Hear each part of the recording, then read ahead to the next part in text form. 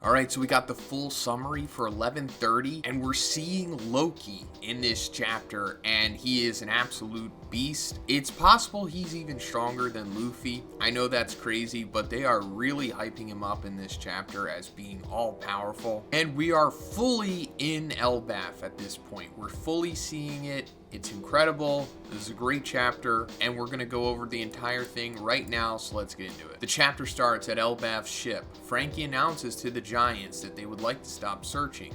They have done all they can. Jinbei even asked the sharks to search in nearby seas, but they didn't find anything.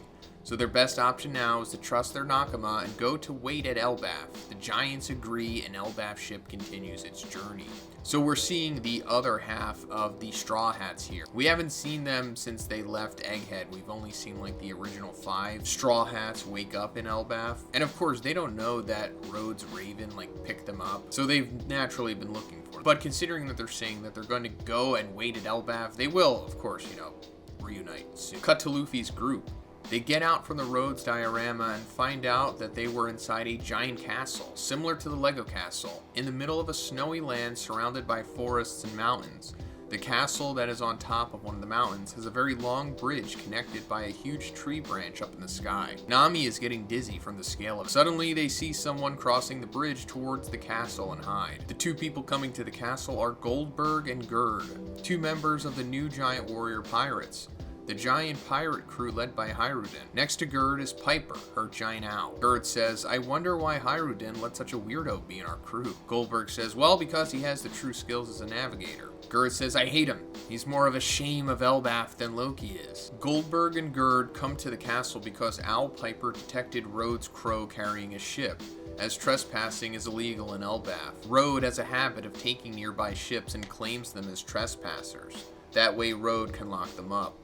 Gerd says if she sees that Rhodes is kidnapping someone, she will report this to Jarl Sama, the old giant from Big Mom's past. He's now around 408 years old. Nami hears the trespassing is a legal part, so she orders everyone to remain hidden. As Goldberg and Gerd knock the door of the castle calling for Rhodes, Straw Hat crew runs across the bridge. Below the bridge is a forest and many giant wolves. But in the middle of the bridge, Luffy stops and he says that he's been feeling it since they were inside the Block Kingdom. And Zoro and Sanji must have felt it too. Luffy says, "It's a scream of a man so powerful that I can feel it all over my body." Luffy wants to go check out the source of that scream, and Sanji says that he will stay with the group and stop Zoro from going with Luffy. He says this Marumo should never be allowed to enter any forest. Luffy tells the others to go on ahead and then jumps down from the bridge to the forest below. So yeah, this is our first glimpse of Loki. Luffy describing him as a scream of a man so powerful he could feel it over his body. It was referred to as being similar to the Gorosei in the spoilers yesterday, so I guess this is similar. At this point, if Luffy feels this about anyone, they are absolutely Yonko level in power. Just taking a guess, I don't think he would get this excited over someone that's like as powerful as Katakuri at this point. Cut back to the Elbaf ship. The news crew delivers the morning's World Economy newspaper. One of the news shocks Dory and Broggy. It's a report that the giant warrior pirates attacked Egghead Island. Broggy says, "Why would they make up lies like this? I can't read anything, the newspaper's too small." Robin says, "I'll read it then." The giant warrior pirates has awakened from their 100-year slumber. Together with Yonko, Straw Hat, Luffy, they set Egghead aflame. Both captains of the giant warrior pirates, Dory and Broggy, a 1.8 billion berries bounty placed on their heads. We can see the new Dory and Broggy wanted posters with pictures taken in Egghead with new 1.8 billion berries on each one. A giant warrior pirate says, "Bosses used to have 100 million bounty, right? What a boost." And Robin says quite a bit of inflation has happened between 100 years ago and now, but this is a reasonable number for the leaders of the Elbaf warriors. So we talked about this yesterday. Dory and Broggy's new bounty is 1.8 billion. Insane. I guess it has to be what it is because, they need to be this strong at this point. Same thing happened to Crocodile, so it's fine. And we're probably going to see it happen again, I assume. Once Enel comes back, I'm assuming he'll be buffed up to 1.5 billion bounty and power. The newspaper also reports that Luffy is the one who killed Vegapunk, with a huge picture of Luffy using the Gear 5 form. Robin sees the photo and stops because she notices an X mark on Luffy's arm in the newspaper picture. Robin says, "Did this mark always appear on Luffy's arm? When he becomes the most free?" Frankie says, huh? I don't really remember. After all, he's been bouncing about so you can't see clearly. Robin says, it's a bit unnatural. His arm is swinging here, but the X mark remains clear as day. I think I've seen it somewhere before. So this is pretty interesting. I'm not completely sure what this means, but obviously the X on the arm represents what the Straw Hats did with Lily back in Alabasta as a contingency against Bond Clay impersonating one of them with his devil fruit. You know, since he can't replicate the X that they drew on their arms. So they would know who is who. Robin wasn't with the Straw Hats yet, so she didn't do this whole X ritual with them. So I guess that's a little wink to that, you know, her mentioning it here. But since they are reading the newspaper, you know, coming from Morgan's, we know that Vivi is with Morgan's, and Vivi was, you know, a part of this whole X thing. So it's possible that she like altered the newspaper, you know, like photoshopped an X on Luffy's arm as like a way to communicate, possibly letting them know that she's like okay, because the world still doesn't know about her whereabouts yet. She's still missing. But anyway, Dory says, anyhow, to think that Straw Hat is now standing equal to Red Hair. And Bragi says, and it also seems like one of our youngsters, Haruden, has become your guy's underling. Kashi says, all things considered, he's still the son of a king. He was a rough brat, I believe. They wanted to come pick you guys up too, but the reason only us seniors came is because there's a little trouble happening back in Elbaf. Oh, wow. So them referring to Haruden as the son of a king here, I think means that Haruden might be the illegitimate son of the king of Elbaf, and he might be Loki's half-brother, because Loki is also referred to as an official son of the king in this chapter. But Haruden, not so much. Kashi says, all things considered, he's still a son of a king. So yeah, Haruden, I think, might be Loki's half-brother. And, you know, loyalty here. So maybe that's where this arc is headed, like Loki being defeated, and then Haruden takes his place as like the Prince of Elbaf or something, maybe the next in line. But anyway, back to the trouble happening back in Elbaf that Kashi was talking about.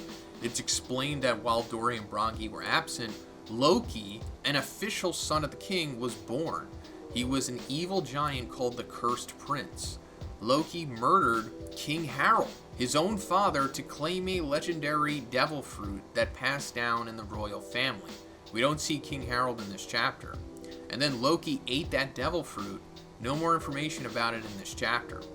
The warriors of Elbaf managed to detain Loki, but recently he was on the verge of breaking free, so they need the strength of all warriors of Elbaf to restrain Loki. Frankie is shocked that there's someone so powerful that they need all the giant warriors' power to lock him up. Okay, so as we talked about yesterday, Loki killed the king, who was his father, and took his devil fruit, which is a legendary one. Also, since it's saying that it's a devil fruit that was passed down in the royal family, I guess the giants know how to pass on devil fruits. Apparently something that only like 3 people in the world know up until this point, I think, right? Like Blackbeard and then maybe the Gorosei, I don't know. Now, as for what the devil fruit is, you know, as it says, no more information is provided in this chapter, so we can only really guess, but don't be surprised if it is a mythical Zoan. But, you know, it's not guaranteed. Cut back to Luffy. In an absolutely epic double page, Luffy finds a huge giant tied up with massive chains in the middle of snow. That giant is Loki. Loki's design is awesome. He's a thin and muscular giant, and he has very long hair with 2 braids in the front and a goatee in the chin. He has some tattoos in his arm. They're not clear what they are. He wears a normal giant outfit, but his buckle belt has a Jolly Roger with a crown. He wears a black helmet with 2 long horns like the Loki from Marvel Universe, and he has an axe on his back. Finally, we can see that Loki's eyes are covered with bandages. He talks to Luffy, and his tongue is hanging out like Doflamingo. Name yourself. And Luffy says, I'm Luffy, the man who will become the king of the pirates. And Loki says, king.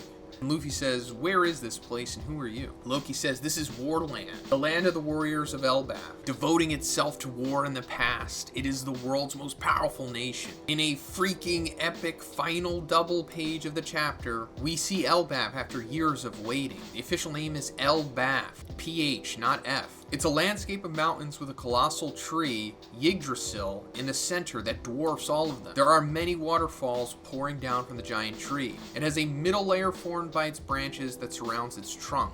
That layer seems to be where the giants live, because we can see that the majestic castle and the village on it. There are also some cannons facing outside, and finally we can see a huge sword piercing through the middle layer, and it seems to reach all the way to the ground.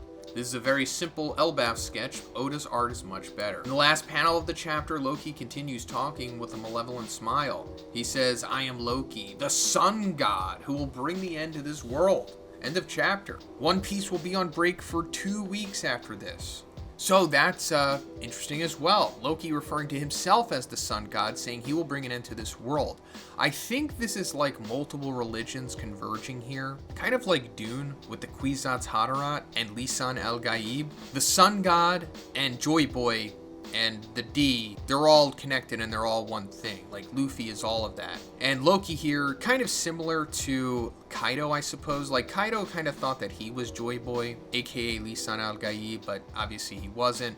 And Loki, same thing here. Bringing the end to this world, I think literally means, overtaking the world government, Imu and the Gorosei and everything, and undoing what they've done to the world. But in Loki's version, he's probably thinking of Ragnarok, like the Norse apocalypse, essentially. That, like I said, is probably hand in hand the same thing as what Luffy and Joy Boy ultimately want to accomplish as well. But yeah, that's pretty much it for this one, guys. Let me know what you think about it in the comments, and if you liked it, please give it a like, and please subscribe if you haven't already. Have a great day, and I'll see you in the next one.